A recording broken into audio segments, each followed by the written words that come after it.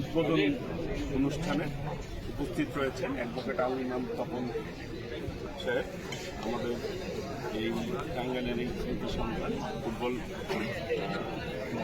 ফেডারেশনের টাঙ্গাইলের সভাপতি এবং মাহমুদুল্লাহ শানু, সাবেক সদস্য সচিব জেলা বিএনপি, খন্দকার রাশিদুল আলম রাশেদ, যুবদলের সভাপতি, আহ্বায়ক, উপস্থিত নেতৃবৃন্দ। রোজ অনেক বেশি কথা বলবো না। টাঙ্গাইল ক্রীড়াঙ্গনে বিগত দিনে কিন্তু জাতীয় টিমে অনেক খেলোয়াড়রা এই টাঙ্গাইলের মাটির সন্তানরা কিন্তু ঢাকায় লিড করেছে। ফুটবলে, ক্রিকেটেও টাঙ্গাইলের কিন্তু একটি ঐতিহ্য ছিল, ক্রীড়াঙ্গনেও অর্থাৎ কাবাডি, সকল ক্ষেত্রেই ক্রীড়াঙ্গনে একটি ভূমিকা ছিল টাঙ্গাইল জেলার। সবাই টাঙ্গাইলের টিমের প্লেয়ারদের কিন্তু ঢাকার ফুটবল লিগে অনেক খেলোয়াড়রাই খেলেছে, বিশেষ করে যেবার ব্রাদার্স চ্যাম্পিয়ন হয়, হ্যাঁ, ওই সময় কিন্তু প্রায় 11 জনের মধ্যে 9 জন প্লেয়ারই টাঙ্গাইলের প্লেয়ার ছিল।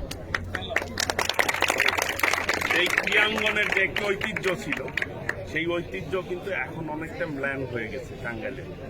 আমি মনে করি যে আমরা যদি সকলে মিলে টাঙ্গাইলের সেই ঐতিহ্যকে ধরে রাখতে চাই বা ফিরিয়ে আনতে চাই, তাহলে সকলকেই একযোগে ঐক্যবদ্ধভাবে কাজ করতে হবে। আমরা যদি এই আজকের যে খেলার আয়োজন করা হয়েছে, এর মধ্য দিয়েই কিন্তু যার যার প্রতিভা ফুটে ওঠা সম্ভব।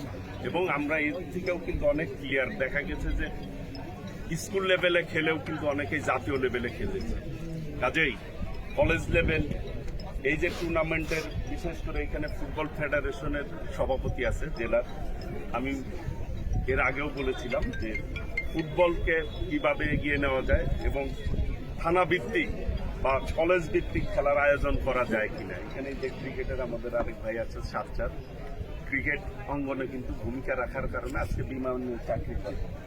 কাজেই আমি মনে করি ক্রীড়াঙ্গনে আমরা টাঙ্গাইলের যে গৌরবময় ভূমিকা ছিল, সেই ক্রীড়াঙ্গনকে আমরা সকলে মিলে আগামী দিনে ইনশাল্লাহ সকলে মিলে লালন করব, যাতে করে জাতীয় দলের ম্যাক্সিমাম ফুটবলার এই টাঙ্গাইলের সন্তানরা থাকে। সেই ব্যাপারে